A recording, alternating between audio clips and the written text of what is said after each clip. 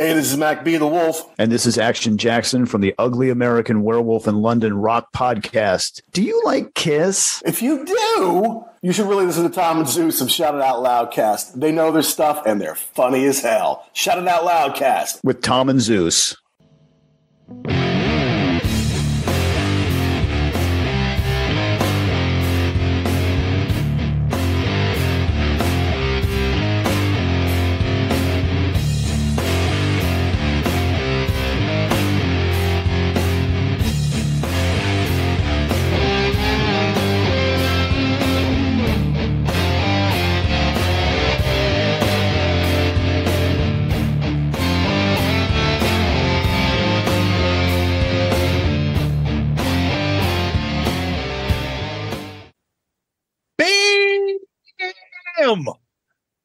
That's right. We're back with another episode of Dome Damage, the show where anything and everything is on the table and the table gets smashed. This week, we're talking about something that is near and dear to our hearts. Grunge music. Did you just say we're going to talk about something called religion? Oh, don't worry.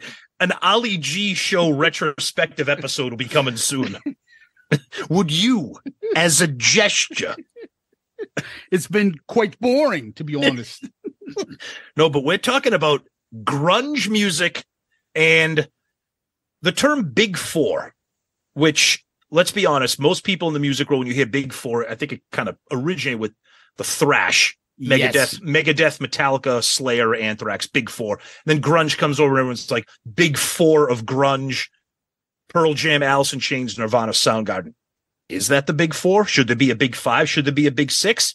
We're going to talk about it. We said, let's talk about grunge, and you said the Big Four. And I'm like, what's the Big Four? And you're like, you know what I'm talking. And it's just, yep. We right off the top, I'm like, we have a disagreement right there. It isn't the Big Four. Well, I get you're right. Personally, we have a disagreement, but I think, like I said, with thrash, it's like it's universally people who probably don't follow grunge or who don't like grunge. It's universally understood that those are like the Big Four, not the best four, or not your favorite four. Hold on, it's the Big Seattle Four. That's the difference. Well, yeah, because grunge is a Seattle product, but I know I know where you're going with this, and I'm ready to shoot. Because I will tell you right now, if you want to define what's really grunge music and that style, a band in Chicago is more grunge than a couple of those bands. One of those albums is they're not a Smashing Pumpkins is not a grunge band. To me, they're quintessential. Gish and Siamese Dreams is more grunge than any artist other than, I would say, Nirvana of the other big three, which I think is probably the least grunge out of all of them. Which is where the discussion comes up. What is grunge? Because if you start looking at all those proto grunge bands that came before Alice in Chains, and you're looking at like Tad, Green River, all that other Mudhoney. Stuff. Yes, they were kind of spun out of that punk revolutionary, and then you started getting into, Alice in Chains. They're a metal band. Soundgarden, they're a metal band. Pearl Jam, they're like a classic American rock band. Like, that's why I think grunge, Nirvana's punk pop, right? And I think trying to describe grunge is kind of like trying to describe like hair metal, or that old cliche about that politician with pornography. I know what it is when I see it. Well, because then what you had is bands like Candlebox, who was a Seattle band. That's nothing to do with those other bands, but they got thrown in. A band like Live got thrown in there, right? Other bands that are kind of like were in the alternative umbrella that all of a sudden now are they grunge because they want to put a label on it. Just like the hair metal thing. Like, we talk about bands like, they're not hair metal, but Tesla, they came out in the mid late 80s. Like, oh, they're not hair metal. Like you said, Candlebox, their career was even around before some of these bands. They just never made it big. And when they made it big, they thought they were a Pearl Jam ripoff when they were around, early 90s, late 80s. Yep. And then there are plenty of other. When Green Day came out, I was like, dude, this is the biggest, most blatant Nirvana ripoff with the fucking strumming, the lead singer, the chord, like the three chords, and just screaming and being, oh, I'm crazy, I'm alternative, and shit like that. And I'm like, this is such a ripoff of Nirvana, and they're not. They really didn't get put in that grunge, but some people did. It's in that alternative, the punk hard rock kind of music, but it all depends. So I will tell you this, Tom. We said, let's talk about what's the big four. We didn't. Let me cut you off real quick. There's one band. We've been talking for a few minutes. One band neither of us have mentioned. And then obviously there's Stone Temple Pilots, who when they first got out, everybody was, oh, that's a Pearl Jam clone. And I will grant you that Core is more grunge than anything they've done. Oh, yeah, because to me, Stone Temple Pilots is a true alt rock band, and they got more alt the further they went. Avant-garde, alternative kind of music. Yeah, like art rock. Like Purple was a good blend of art, like art rock, alternative rock, grunge. And then by the time they get to Tiny Music, that's when they lost me actually on the Tiny Music album. Yeah, they definitely changed and evolved their sound big time. But they're in that. So let's say this. There are four bands that I'm 100% agreeing with you. And that's the big four in Seattle. More than any other band, if you say the word grunge, to me, that means Nirvana. That's the quintessential. Anytime there's a conversation, nobody says, oh, Nirvana's not grunge.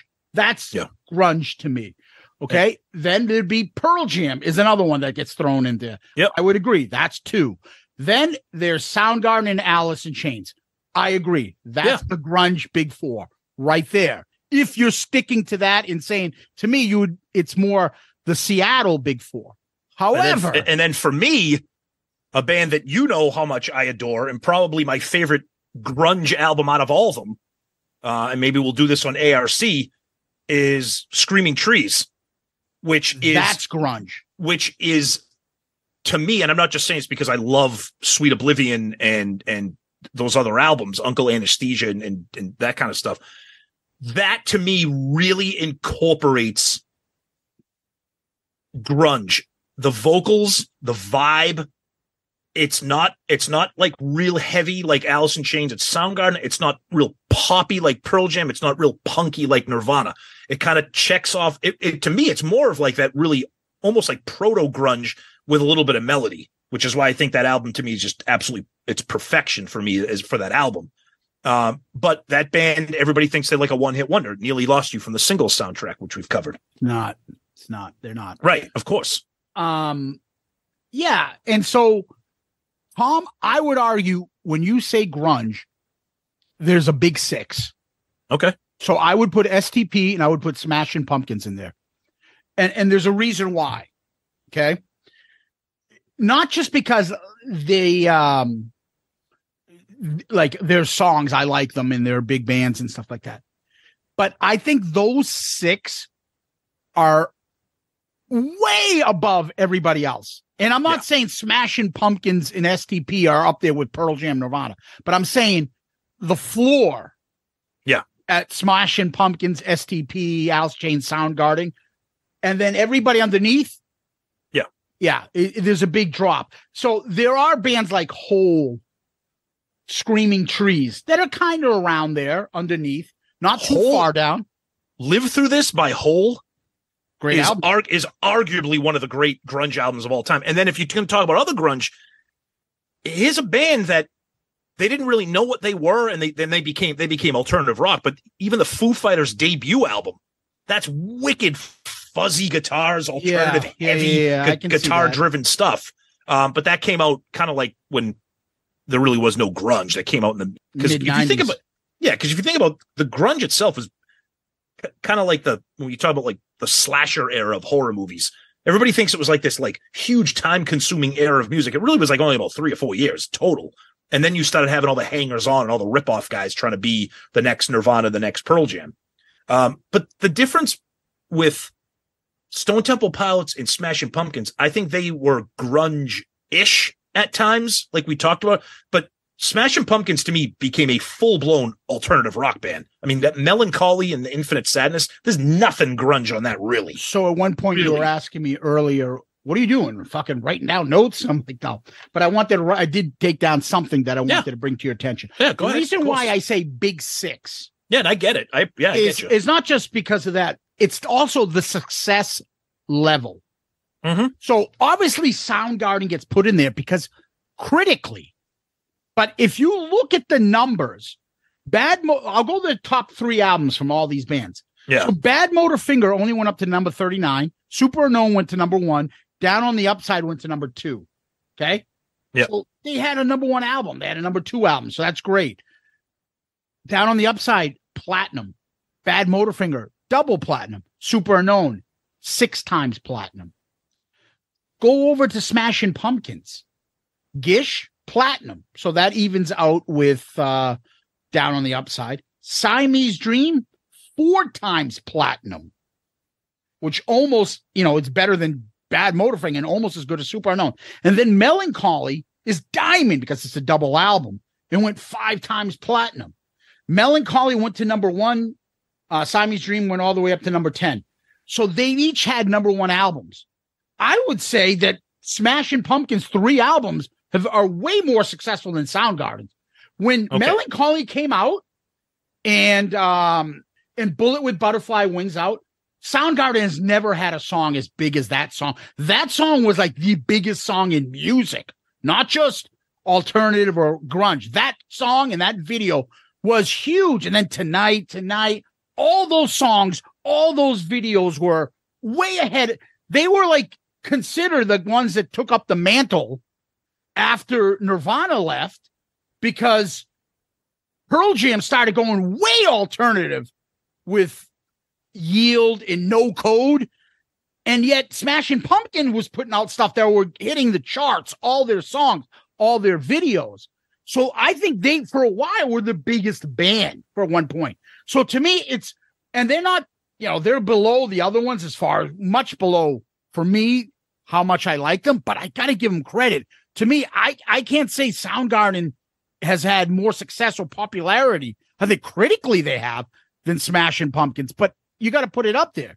Now, if you go to hold on, I want to jump in on this. So I understand what you're saying. I understand what you're saying, but record sales are that has no to me. But that do doesn't you give credit to being something? It's like one of those things when they did about baseball, like about Jim Rice and whether he makes the Hall of Fame. For like a period of years, he was the best hitter in baseball for like 4 years. Yeah, of course, he was. To me, that my favorite baseball player growing up. Yeah, same here. That for me gives you more credit than I had 4 more All-Stars in a longer career.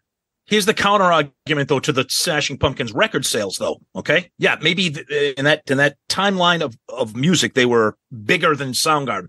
However, I will tell you this: it's no secret, especially to you, what I think about Smashing Pumpkins in the year 2023. Gish, Siamese Dreams, and Melancholy and Infinite Sadness cannot hold a fucking candle to Bad Motorfinger, Super Unknown, and Down on the Upside. Those 3 Soundgarden. That's not true. Okay, well, it's my opinion. Okay. My opinion. And you think it doesn't? I think those Smashing Pumpkins album. I think Siamese Dream is a timeless album. Melancholy and Infinite Sadness, to me, it reminds me of like Dookie by Green Day. It was very of the time. I think both bands suck in 2023, and I think neither of those albums, to me, I could throw on Down on the Upside, Bad Motorfinger, Super Unknown right now, and they sound kick-ass, heavy, fresh, and not of the time to me. But that's also because I like Soundgarden way more than both of those 2 shitty bands. Yeah, I like Smashing Pumpkins, and I think those albums do hold. I'm sorry, but fucking the opening track to Siamese Dream, Cherub Rock, that's amazing. May beat every fucking song that's opened up during that time period. And it's in the lyrically, vocally, all that stuff. I think he's amazing. I do. I think he's one of the most annoying human beings of all time, but I can't take away the credit on that. The other one I was going to say is then you get into Stone Temple Pilots. Yep. Between Core, Purple, and Tiny Music, you had 8 platinum, 6 times platinum, Yep. 2 times platinum, a number 4 album, a number 1 album, a number 3 album. So can you say Soundgarden? It should be in a big 4 number than STP? Oh, absolutely. You should. Of course. Well, but remember, we're not talking record sales because like when you talk popularity too, though. No. Record sales. I'm not even talking popularity. I'm talking about when I say big 4, whether it's again thrash or grunge, I'm talking about the term defined.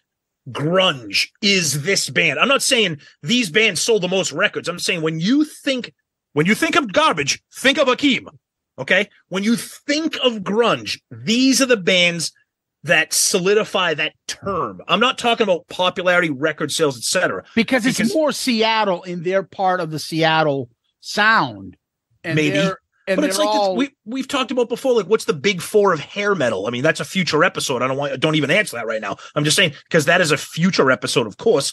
But that it's also like because those you think Anthrax and Slayer have sold a fraction of the records that Metallica has? You think Megadeth has sold a fraction? I mean, that's why I don't believe in that shit because I think Metallica's in and of itself on its own, right? Because the other 3 are like. Not even fucking close to popularity because you're using because you're using popularity as a gauge. I'm using their musical styles. Period. Forget about even selling one record. I'm just saying the sound of the band is defining the term. That's where I come in, which is why it's questionable to even say. I would say Smashing Pumpkins fits in with Soundgarden, Alice in Chains, and Nirvana more than Pearl Jam does. Sound. I don't think I would argue with that because Pearl Jam is weird because they balanced the beam between classic rock and alternative rock. And in terms of grunge, I mean, as much 10 is a perfect album, that's not grunge. No. Even Versus is probably more grunge than anything they've ever done. Because then you get to Vitalogy and they get real experimental. No Code is even more experimental. Yeah, that's when they were like fucking right. You know what? We don't want to be popular. Let's do something that is not going to be on the charts. Exactly. And I think in terms of grunge, the sound, I think In Utero is more grunge than Nevermind. I'm not saying it's better than Nevermind. I think it's almost more way more. I think it's way more grunge. Yeah. It is. In my opinion, grunge. I think of the one thing that sticks out to me more than anything is feedback. That distortion. Yeah, all that shit. That which Nirvana was great at that, and so was. And especially so was Smashing Pumpkin. Siamese Dream might be the most distorted album ever. Exactly. Yeah. That's to me. Alice in Chains had a little bit of that too. Yep. But Pearl Jam is too clean. The guitar is classic rock guitar. It is. When you totally think of even flow and how kick-ass the guitars are on that. Yeah. That's riffy, not grunge. It's riffy. It's got a bridge. It's got a big soaring chorus. But here's the similarities between that album and the other albums. Songs, the way they write their songs, titles of songs that don't actually are in the song, lyrics that are made up of like sometimes 20 words, words that are dragged out, and you have the lyrics in front of you and you're reading it, and you're like, I still don't know what he's fucking talking about. Vocals that you hard to distinguish. That is a similar trait, I think, in all of these. Even a band, we didn't even talk about it, but even a band like Mother Love Bone, which became Pearl Jam, Mother Love Bone, if you go back and listen to them, that's like an arena rock band. Like they weren't even grunge. No. And when you listen to the words and the vocals on the Big Six. Were you ever able to be like, I can understand what the fuck Scott Weiland is singing? No. I have fucking no idea what you're saying. No idea. Eddie Vedder? No idea. Lane Definitely Staley? not Eddie Vedder. No, Kurt. I can't fucking hear. You need the lyrics. Yeah. Similar trait. Yeah. I mean, do you need lyrics to hear what Janie Lane is saying in fucking Cherry Pie?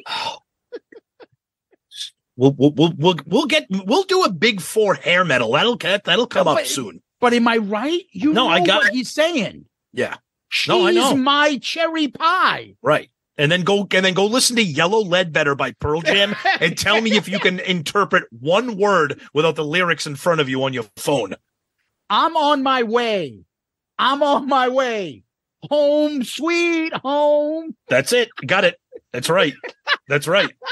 Yep. Go listen to fucking Lounge Act by Nirvana when he hits that last fucking chorus. I know. But you're like, what the fuck is he saying? The one thing I will say about these bands that people, we know obviously there's a lot of listeners out there that are going to see this pop up on their podcast feed and be like, fucking grunge.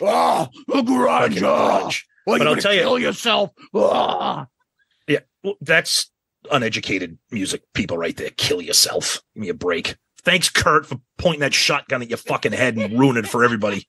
What are you talking about? I had my daughter was in the car driving her back, her and her friend from field hockey, and I had Nirvana playing, and we were singing about something. She's like, "Oh, that's a nice song title." It was "I Hate Myself and Want to Die" from Beavis and Butthead.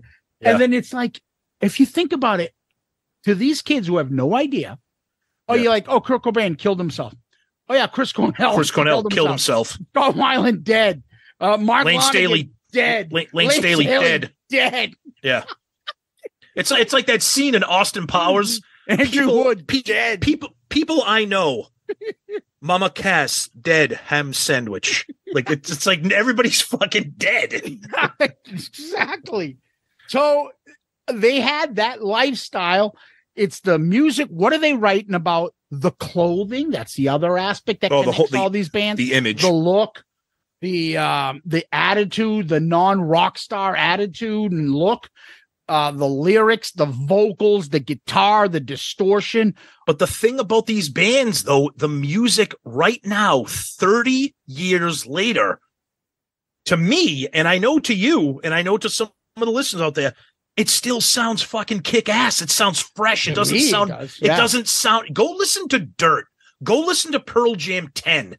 Go listen to these albums. They're not, to me, again, they're not dated. Go listen to fucking Dookie by Green Day. That's a pile of Dookie. That album's fucking horrible. Now, it's it's terrible. The fucking bands. Billy Joe Armstrong is fucking horrible. That band's terrible. Terrible band. And Billy Corgan, Smashing Pumpkins, terrible fucking lunatic that guy is. Awful. But anyways, that's a whole separate thing. But my point is the music survives, I think. When you listen to hair metal, a lot of it is you're listening to it for nostalgic reasons. Okay. But you're not going to sit here and go, you know what? Let's put the X in sex. Yes. I mean, now you will, because I know you love that song. I do. But and it's a fun song. But what I'm saying is, like, if you go and listen to like Wood or Them Bones or In Bloom or whatever, those songs are kick ass still. Go watch We Die Young, the video. Yes, when they're at the pool and fucking Lane begins it with a ooh, he does that old yeah, and then and you see Jerry fucking banging his head. You're like, holy fuck. We Die Young is Facelift. I mean, we didn't even talk about Facelift. My God. So when I play that stuff, and a teacher asked Talia because she likes to wear Nirvana stuff. Nice. He tried to test her. Oh, name a song that pulled that shit. And so she started pulling out other obscure kind of stuff. She likes Even in His Youth. And he's like, that's not a song by them. She's like, yes, it is. I like how she's getting into arguments. That's awesome. Yes. And, but when you play these songs and you listen to the production and you listen to it nice and clean, you think back to yourself, like, what was it like when this music first came out on the scene and you had no history and you'd only discover more stuff by radio or going to your record stores. That's it. There was no fucking internet, Wikipedia. You had to figure it out. Half the CDs we owned was because we went to the store. We went to the record store, went to Strawberries in Brockton. It would be like, oh, I think that's how I came across the Candlebox CD. I'm like, oh yeah, I think all right, whatever. This is cool. I mean, that actually is a good album. That Candlebox album is actually really good. to me, when we go back and we're like, let's have a discussion, Big Four, I think when you say grunge, there's a Big Six. It's the Big Six. Yep. And there's a couple other bands underneath there that have some good stuff. But if you want to talk about the period, it's those 6 bands combined, because I can't talk about grunge in that era without definitely having Siamese Dream in there, Core and Purple and all those other albums.